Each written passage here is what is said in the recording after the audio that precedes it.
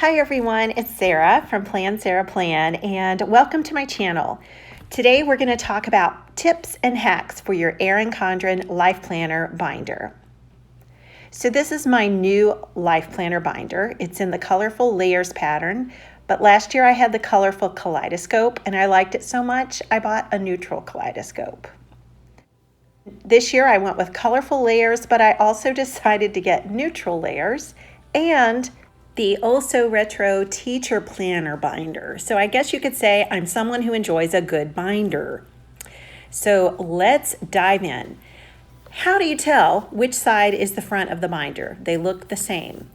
Unless you get it monogrammed with your initials, the best way to tell is by the Erin Condren logo that's on the back of the binder. So in this neutral one, I don't have it personalized, and it's easy to tell which side is the front and the back just based on the logo, which is on the back. A question I get asked often is, will the planny pack from Erin Condren fit on the binder? And the answer is yes. So here what I'm doing is putting the planny pack strap all the way around the binder. This is not the way I personally use it, but you can do this if you would like to. I kind of prefer using it just on the front cover, like this. So you can open and close it still. Or even sometimes on the back cover, like this. So the answer to that question yet is yes. The planny pack does fit on the LifePlanner binder. Next, what size planner folio does the binder need? And it would be the large planner folio. I ordered the medium size last year and did test it with the binder, and it does not fit. So you need the large size.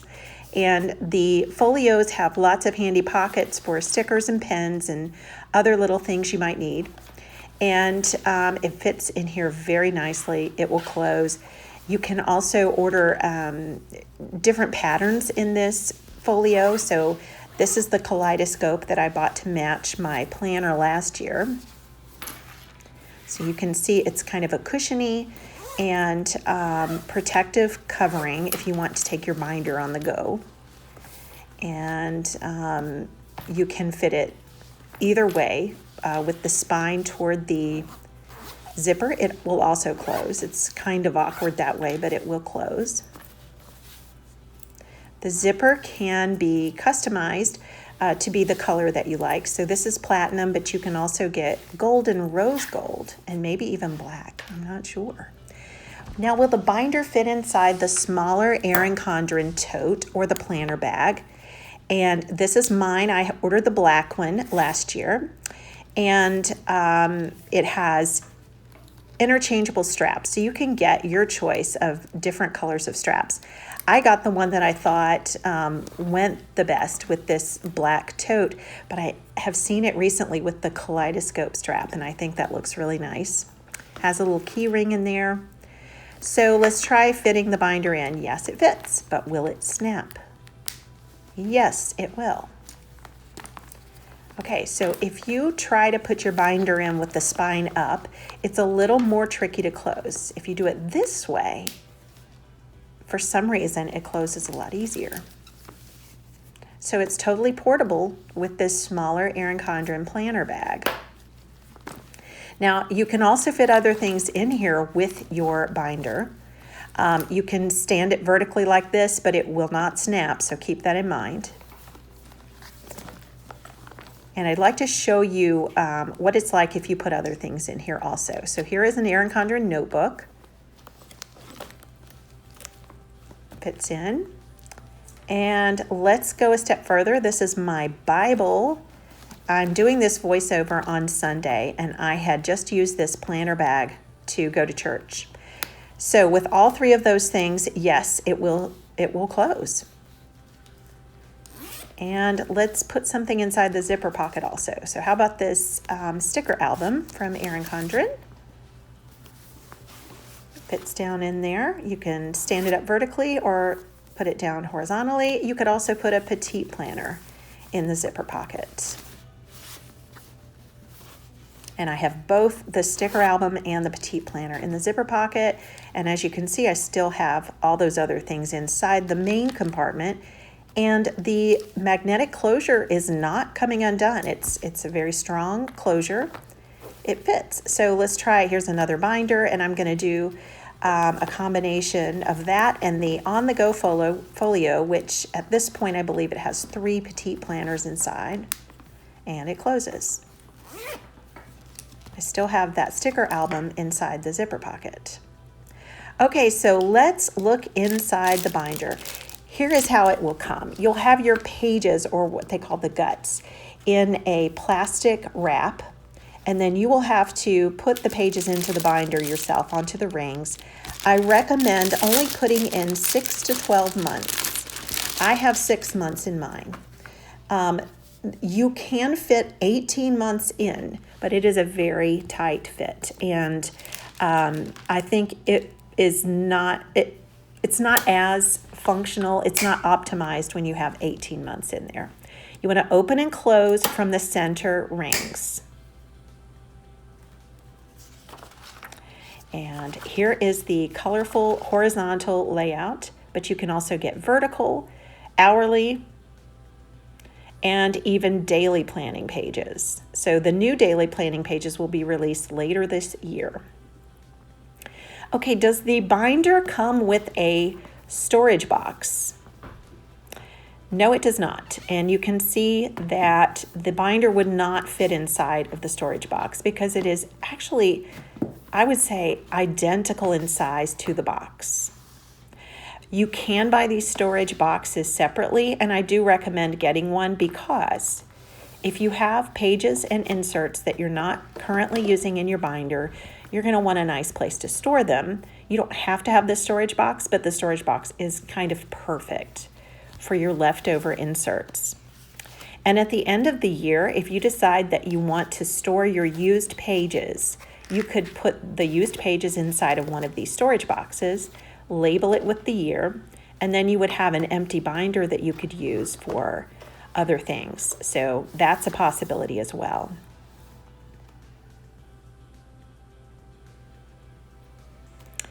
Okay, so looking inside the binder, let's talk about how you can make it close easily like that. This was, there were 2 top questions that I received. This was the #1 question. How can I make my binder close easily? The answer is with page lifters. So I'm showing here 2 options. I have a homemade version on the left, and then on the right you can see where I got this idea, and it's from Heather Barnes, who has an Etsy shop called Heather B Co. on Etsy. She actually came up with this idea and discovered that you can close these binders so much easier if they have page protectors. And I'm showing options of the interchangeable Erin Condren LifePlanner covers from the site, because if you want to make your own, those covers make perfect page lifters, but you do have to take your time cutting out those large holes as shown. My holes that I've cut with an X-Acto knife are a little bit larger than they actually have to be. So that was my prototype, the first set that I ever made. It works perfectly. I did not use page lifters last year, and I was still able to close my binder, but I had to fiddle with the pages a little bit to center them on the rings before I could close. This way, it is a snap to close your binder. In fact, I can't stop opening and closing the binder. Can you believe this? It's a game changer.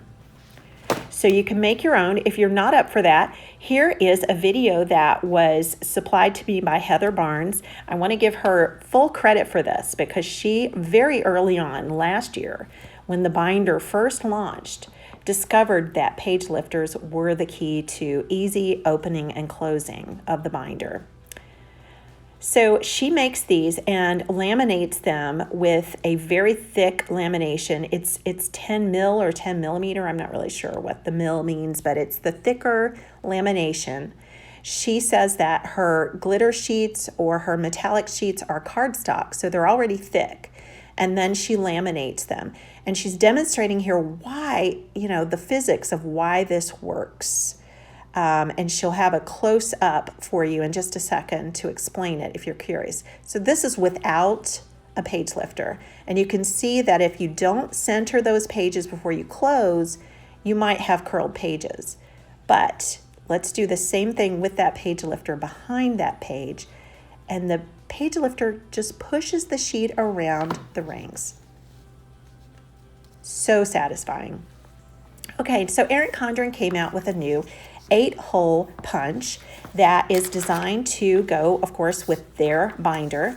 It's a very special configuration. So you can't just go to the store and buy any hole punch, because the Erin Condren rings are configured with 4 in the center and 2 on the top and 2 on the bottom. So this hole punch is made to fit that. As you can see, you have to use quite a bit of muscle to punch the holes, but it does the job. I do not recommend punching multiple sheets.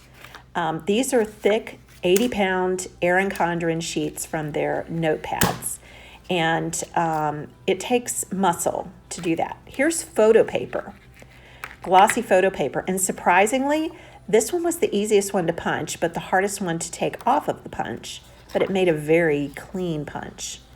So if you want to scrapbook mementos, photos, that's a good way to do it. Jen McIntosh recommends using a book to put even pressure on that punch, because, you don't want it to break. I don't, these are brand new. We don't know how sturdy they are, but they do fit inside your binder. Now, if you don't want to buy one of those, here's another trick. Just line up the card or photo or whatever you have that you want to insert in your binder beside the rings and draw little dots. And then just use a regular $2 hole punch that punches 1/4-inch holes. And then, it takes maybe just a little bit longer to do than the 8-hole punch, but it works fine. So will the snap-in dashboards work in the binder? My honest answer to that is technically yes, but practically no. I don't recommend it. What I prefer is to go ahead and punch holes that will fit in the binder. It turns so much easier that way. You're going to need your foot for this. I did it by myself, but really it'd be best if you had 2 people. The snap-in sticky notes are a different story. Those fit just fine, and you can see that they're not stiff. They will turn on the rings, so you don't have to punch any extra holes for the snap-in sticky notes. They work just fine. Now let's talk about planning and how it might be different than when you write in a coiled life planner. So I put my fists up against those rings just to point out, a lot of us have a hard time when we get to Wednesday and Thursday, those dates that are next to the coil or the rings, just because it's bulky in the way when we try to write. But you can just take the pages out of the binder, obviously, and lay them flat on a table, and then you can write right up to the edge. Erin Condren also has page protectors to fit the binder. So here are some ways you can use them. Sticker storage is my number one idea, because the Erin Condren sticker album is really made to fit the smaller sticker sheets. The larger sticker sheets don't fit in there, but they do fit in these page protectors. So you can take those sheets of stickers that come in the back of your life planner, and you can store those by just trimming off the coiled edge and slipping them into one of these page protectors. And then the other, not quite as large sheets, but the designer sticker sheets that you see here fit so nicely. The event stickers fit nicely in there. So sticker storage is my number one use for those. They're really thick page protectors, really high quality. They come 3 to a pack. Another way that you can use them is in your memory planning. So if you print large photos and want to display them in your memory planner or just in your regular planning, you can. And they stick out farther, so you can use them as a page marker or a divider, and you can store petite planners in them. And I'm just pointing out that the reason that binder closed so easily was because of the page lifter. Okay. Okay, so talking about size, how big is the LifePlanner binder compared to the coiled LifePlanner? Well, on the inside, they're exactly the same. The pages are exactly the same size. But the binder itself is larger when you close it than the coiled closed planner. So I'm going to do some measuring for you. Here's how they stack. So the width on the binder is right at 9 inches. The height is right at 10 inches. With the coiled planner, the width is closer to 8 inches. So we have an inch difference in the width. The height is right at 9 inches, so another 1 inch difference. And then in terms of the thickness, the binder is close to 2 inches, whereas the coil is more like 1.25 inches. Okay, here's a tip. Get these large, clear, sticky corner pockets for extra storage in the back cover of your binder. They're so strong. I've had this one in my binder all year long, and I've put things in and out of it, and it has never come off. The adhesive is really strong. Highly recommend those. Now, flexibility is the number one asset of using the binder because you can remove pages, add pages, move pages around. And one thing I like to do is compare month to month when I want to write something that is a recurring thing. So it's much easier to just remove the page rather than flip back and forth. And I like to take my monthly spread out and put it near the year at a glance when I'm monthly planning. When I store my binders, I like to stand them up. They're beautiful, so they actually look really great on a shelf or a desk. You can also stack them, but I would alternate the spines left and right so that they'll stack nicely. If your binder gets dirty, you can spot clean it like I'm doing here with a damp cloth or paper towel that is just a little bit soapy. So I'm using dish soap, just a little bit, and lightly rubbing it clean. I'm not pushing very hard because I don't want to damage the cover. And I'm lifting it so that I'm not getting any dampness on my pages. And then you just dry it with a paper towel or a dry cloth. The number 2 issue that people talk to me about when they have questions about the binder is, why do my pages get stuck on the rings? Well, I really think that's not the fault of the rings, unless you have a faulty binder.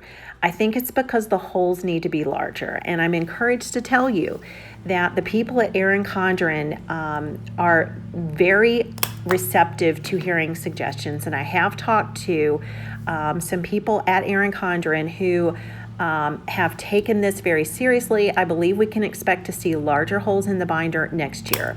But you can see the difference between the way the holes come on the left and the 1/4 inch holes that you can punch on the right.